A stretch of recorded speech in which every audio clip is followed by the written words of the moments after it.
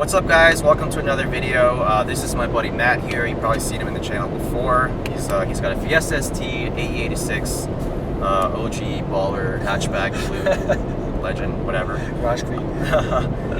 So we just got done with a track day at Thunderhill West. It's your third or fourth time there? Fourth time. It was my very first time, and I would have liked to have brought my S2000 out here. But unfortunately it's getting a motor swap right now. More on that later. But so I was co-driving our buddy Sean's 97 Miata. So in this video I kind of want to just talk about my thoughts tracking a Miata for the first time compared to all the experiences that I've had with an S2000. Albeit I obviously haven't driven an S2000 at Thunderhill. I think I can still talk about some of the different driving dynamics between the two cars. Sure, yeah. So let me ask you, as kind of a random question. Yeah. When you think S2000 versus Miata, what are your initial impressions?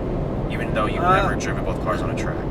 I just think what are your expectations, I guess? Expectations is just the pure horsepower, that advantage that the S2000 has. It's a huge advantage. It's just really hard to overcome. But there's a lot of people that do crazy things to make the Miata just as competitive. Yeah. There's definitely a world where both of them exist and dominate in their own regard. Yeah. But just for a normal, just today, normal people tracking, I still feel like the S2000 has a leg up because it has such a good balance of power and handling ability, whereas the Miata is purely based off of handling and grip driving.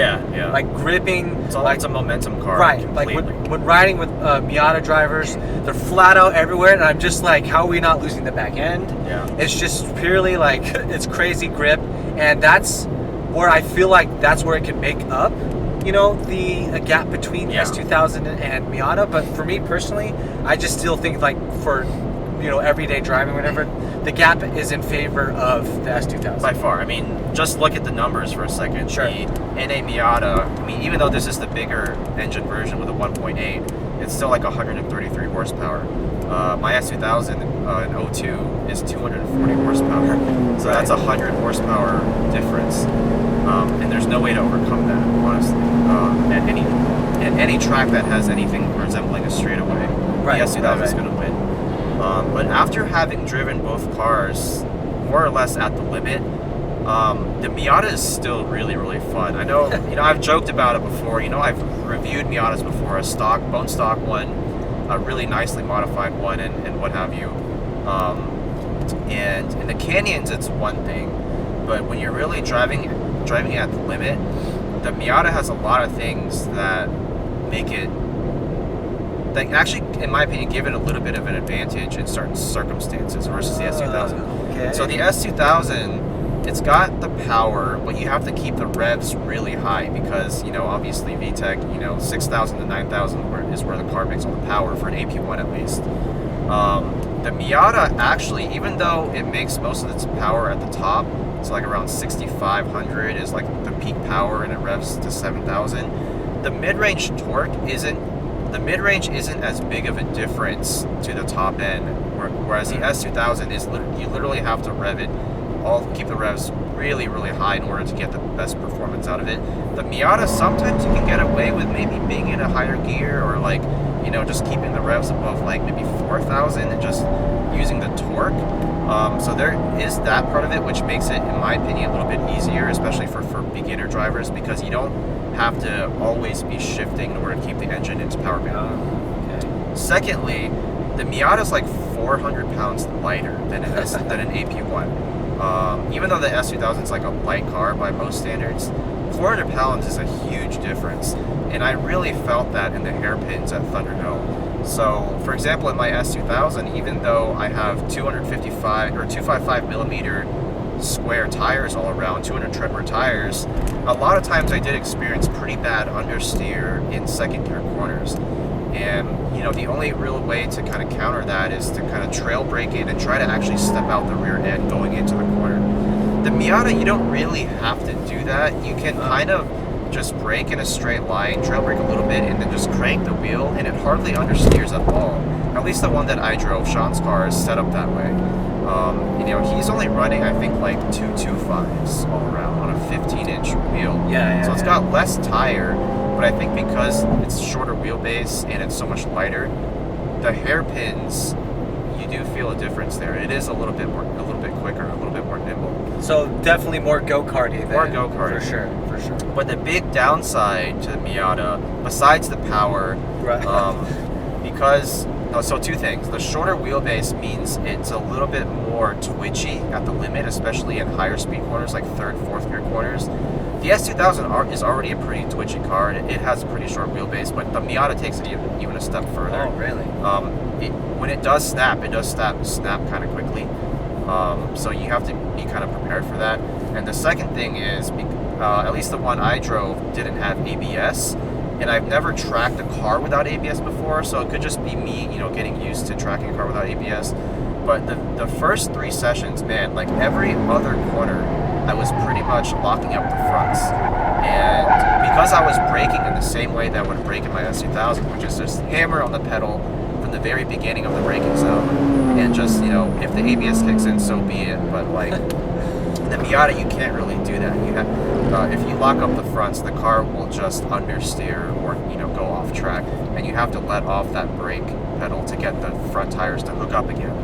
And my very last session, I did a 1 minute 32 second lap time, which was like 2 seconds better than my previous session. Just pretty much based on braking alone. I would just brake a lot softer in the very beginning, and then slowly feed it in until I kind of feel the point where the fronts are going to lock, and then I back off again.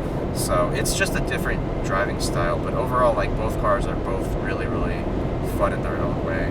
Right, and I think our buddy was talking, the one who owns the Miata, he was talking about how there's kind of a Miata line and an S2000 line. Yeah. Did that resonate with you at all? Did you have that kind of thoughts? Yeah, I think there's some mean? truth to that, but I haven't really thought about it enough. I think honestly I would have to drive my S2000 at Thunderhill to kind of understand what he's talking about. But he's saying like the Miata, it makes sense though, because the Miata is even more of a momentum car than the S2000. Right, okay. If you lose speed entering a corner and you let the revs drop too low, you're screwed for that straight away after that. Like, you have to keep the revs high. So it means your minimum speed through a corner, or like your V-min, I guess, it's very critical that you keep that as high as possible. Whereas the S2000, you can kind of use the power of the engine to like kind of overcome that versus the Miata. So sometimes you gotta kind of, you don't want to take the hairpins too tight in the Miata, I guess. Yeah, because if you crush your speed, it's going to be so hard to bring it back. Which is also kind of true for the S2000, but I mean for the Miata it's even more so. Right, because I guess it just scales with the lack of horsepower. Yeah, like it's going to hurt you that much more if you lose speed. Yeah, so. Exactly. Oh, that's cool. I mean, like that's cool that he let you track the car. Yeah, super cool. Very grateful for Sean for letting me do that, because I couldn't get my car ready in time. So.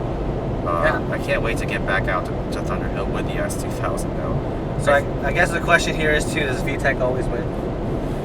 Versus a Miata? I mean, let's be real. It's always gonna win, unless it's like a turbocharged Miata, maybe. Cool. I mean, there are some really fast Miata guys out there. Like, I had a lot of fun chasing spec Miata at Buttonwillow with my S2000. So there's that. He was beating me in the corners, so it is possible for Miatas to be faster. I mean, it's a great learning tool, and if I could start over again, instead of buying my first S2000 and tracking that, I probably would have been better off with the Miata, just because it teaches you driving, car control and driving dynamics of a rear-wheel drive car maybe a little bit more easily than an S2000.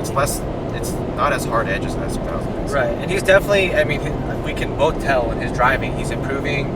And where it's like, I got a front wheel drive, so like I'm not learning the same basics as he is. You kind of sacrifice quite a bit when you're doing front wheel versus rear wheel. Yeah. That's a whole nother video. That's a whole nother topic, but it is good to start out with a rear wheel drive car as your track car if you just want to like get the basics of car control down. So cool.